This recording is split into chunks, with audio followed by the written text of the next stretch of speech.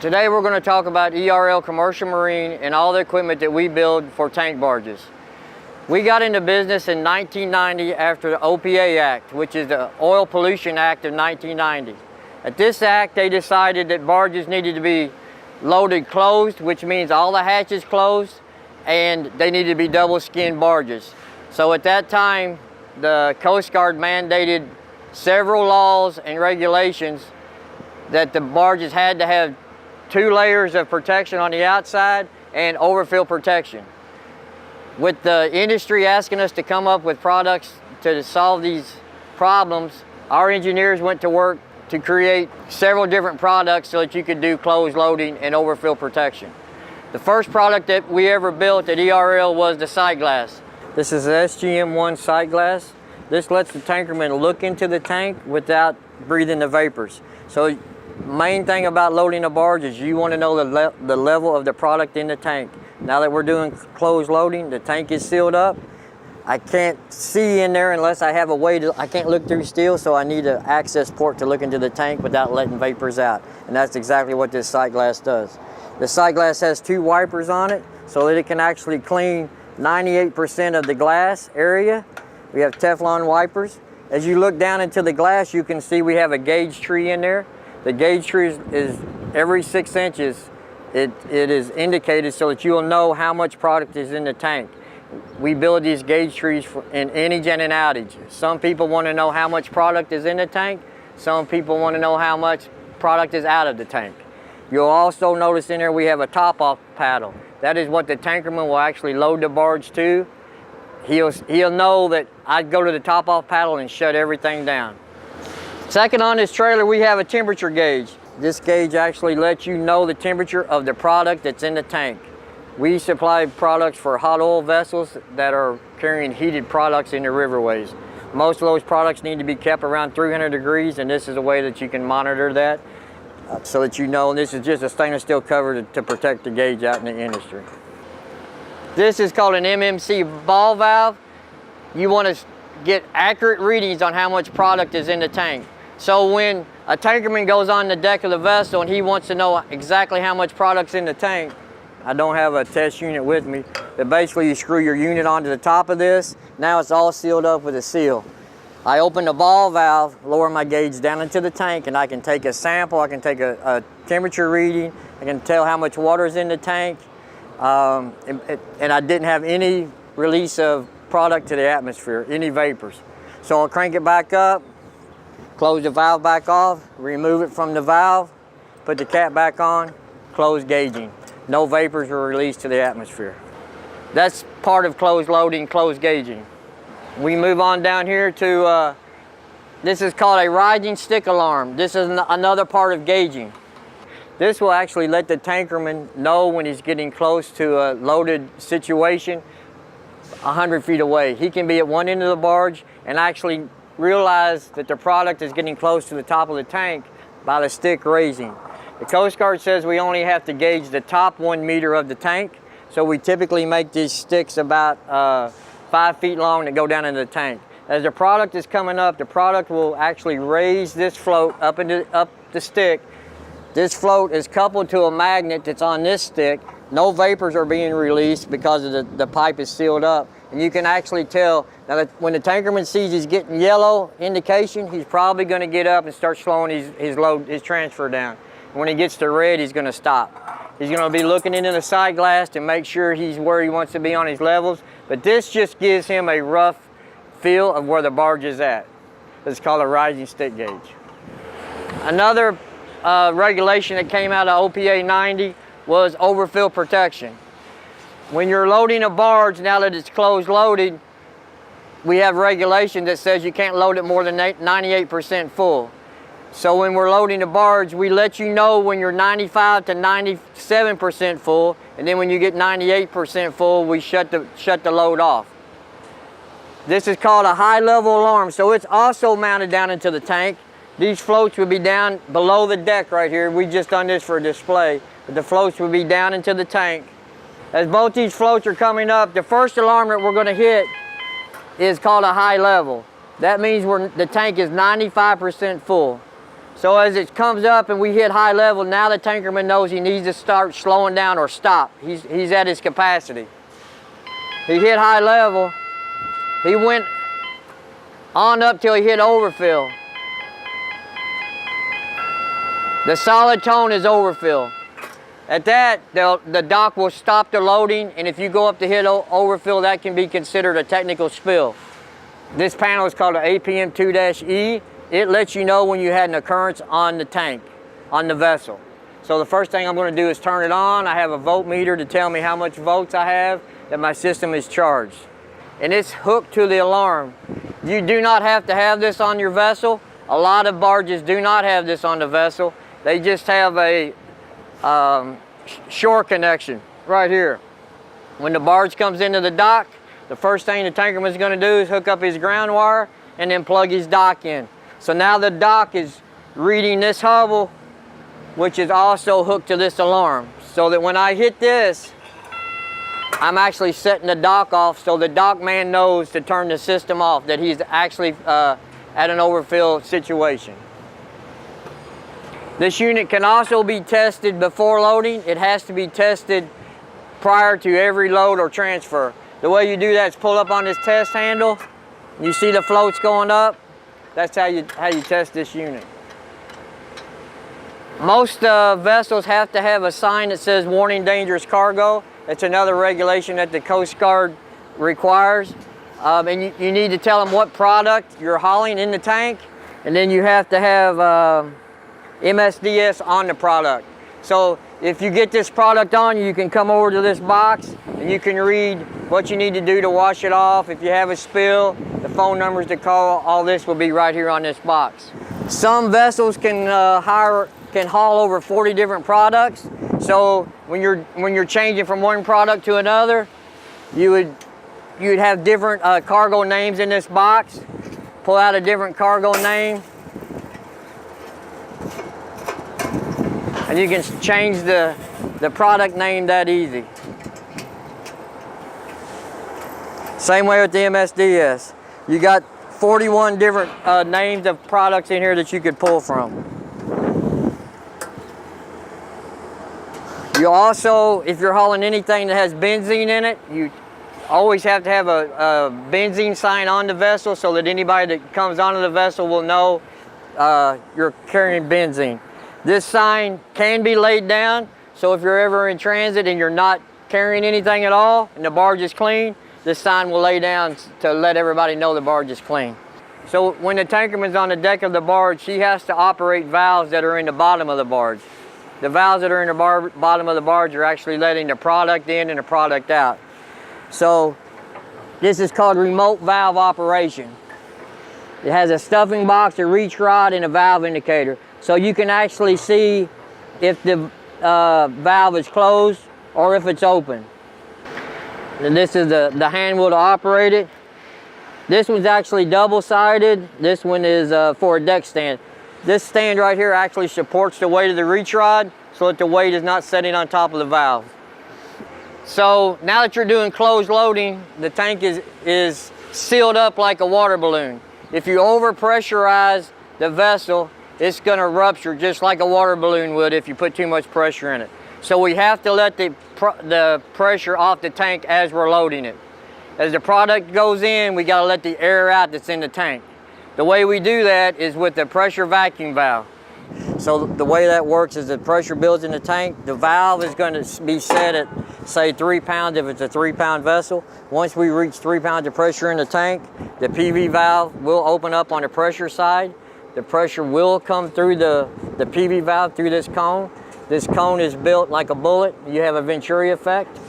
So as the pressure comes through the cone, it actually picks up speed. The velocity is so high that it go about 40 to 50 feet up in the air, so you don't even breathe it. That's called a high velocity PV valve. So as the product's going in, this valve lets the air out of the tank. Same way though, when I'm discharging the tank, as I'm pulling the product out, I could implode the tanks, just suck them in. So I have to have a vacuum side to let air back into the tank. That's what this side of the PV valve does. So you'll have a positive pressure and a negative pressure on the tank. As you create a negative pressure, this PV valve will open up. We have a flame screen. Flame will not go through this screen, but the air will. So as the air is coming in, if we had a fire on the deck of the vessel, the fire could not get into the tank, but the air could. So as you're discharging the vessel, the air will flow right into the tank and keep you from imploding. We can set these from 6 pounds of pressure to 3 pounds of vacuum. There's a wide range we can do. We also have what I call low velocity PV valves. We have an 8-inch, a 4-inch, and a 2.5-inch. Now the 4-inch and the 2.5-inch, they're more for individual tanks. This big valve will do the whole vessel. These smaller valves will do a tank. They operate kind of the same way. You build pressure, it opens up, lets the pressure off. If you're a negative pressure, you're sucking the vacuum in. The vacuum side open up, lets air into the tank to keep you from imploding it.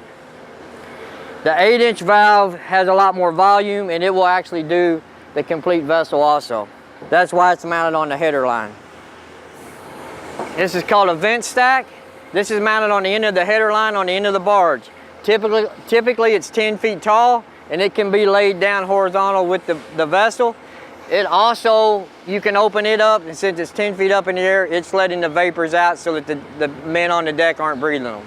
As you can tell now, we've moved to the other side of the display, and I'm going to show you a couple different types of sight glasses on this side. Here we have an 8-inch round sight glass with a stainless steel cover. The cover is protecting the glass from any damage that might occur. If you open up the glass, you can see, now you can visually see into the tank and you can see your product level. It also has a scraper on it so that you can remove any product that would adhere your vision into the tank. This sight glass also is equipped so that you can tighten the bushing down from the top. If for some reason you are having vapors come through the sight glass, you can take a 3/4 inch wrench and actually tighten the bushing down to eliminate any vapors coming out into the atmosphere. The sight glass right here is called a 4-inch sight glass. You would use it basically when you have a smaller area to look into. If you don't have much room on your vessel, if you're up next to a bulkhead or something and you don't have much room, you'd use a 4-inch sight glass. This sight glass does not have a wiper in it. It just gives you a visual into the tank. There again, it's all stainless steel. Another way to mount a sight glass is, and this is what typically people do, is on a hatch. Now this hatch is up on the expansion trunk. This hatch is on here so that you can get into the tank. I open the hatch, I can obviously look into the tank and I see where my product level is at. It also has a wiper on it. In this case it's a Teflon wiper, which is good for all chemicals to clean the glass. The nice thing about putting this sight glass on a hatch is if I ever do have a problem where my wipers are bad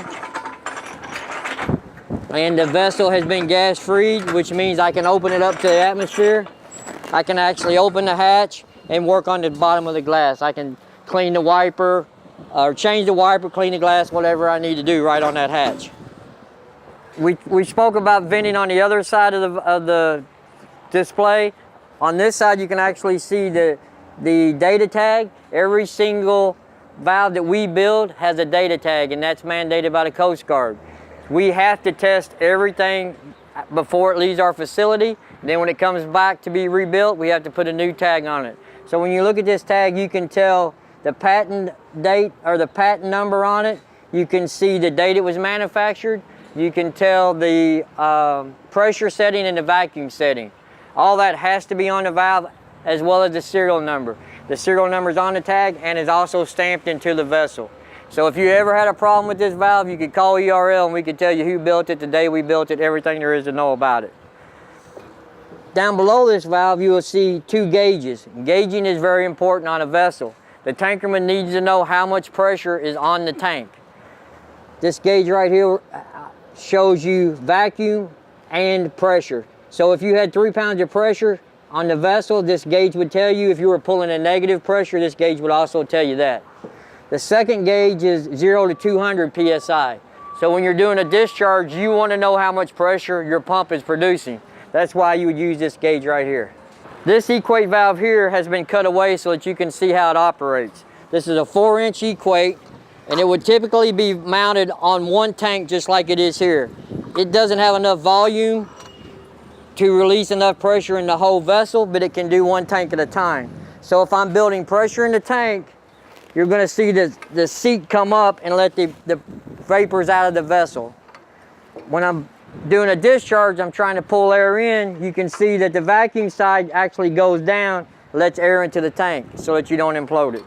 That's a 4-inch Equate P-V valve. This is a 2.5-inch Equate P-V valve. Basically works the same way. Up for pressure, down for vacuum. We have two types of overfill protection. The first type you saw on the other side was called a high-level alarm. This type is called a safety relief valve. So as you're putting product in the tank, you could actually, if your tankerman fell asleep and he doesn't slow down the load rate, he could actually overpressurize the vessel and rupture it, and you would put product into the waterways. This valve here will open up and product will come out on the deck.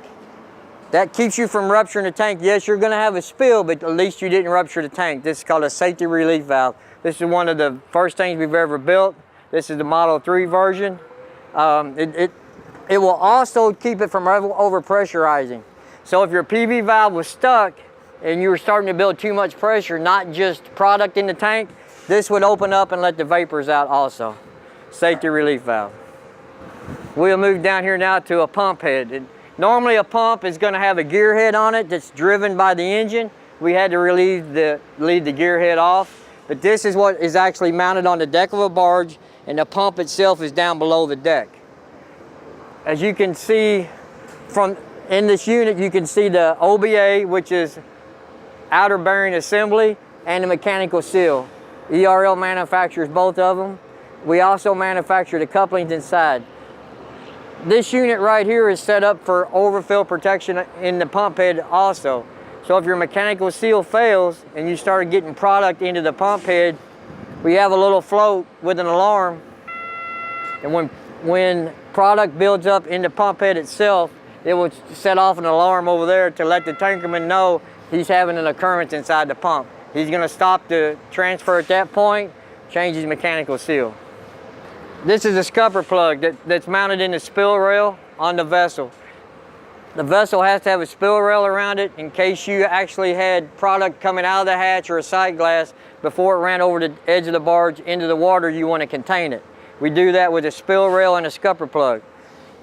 The scupper plug is a very simple piece of rubber with a bolt and a wing nut so that you can expand it into the hole. When it's raining and your spill rail fills up with water, you need to be able to pull the scupper plug out, let the rainwater out. But then when you're doing a transfer, you need to always have the spill rail in. This is a drip pan that ERL manufactures. It is actually mounted below the discharge or the header line so that when you're doing a transfer, any product that might be left in the discharge line is not run off on the deck. So before you do a discharge, you would remove the covers. As you can see there, we have a tray. This tray will capture any product that was left in the discharge line before you hook up the hose or after you hook up the hose. That's the whole purpose of this drip pan, is to catch any product so you don't have product running off the deck into the water. One of the last items we'll have is something that every vessel has to have, is a document box. The vessel has to have the documentation that the vessel is approved to work, basically. It's just like a registration. It can show that it has been certified and checked out and it's legal to work. Also, you'll have the product information in here. Whatever product you're hauling on the vessel will be kept in this document box. It has to be in here at all times. ERL manufactures 3 or 4 different types of these document boxes. In closing, I'll add, if you have any questions about ERL products, just contact us and we can help you work through anything. Also, we have a catalog online and a hardback that we can send out to you. The catalog actually tells you the CFR regulations on every product we make. It explains how we meet it and what that regulation is. In the back of the book, you can find marine terms that will help you understand what's going on in the marine industry. Thanks again. Have a good day.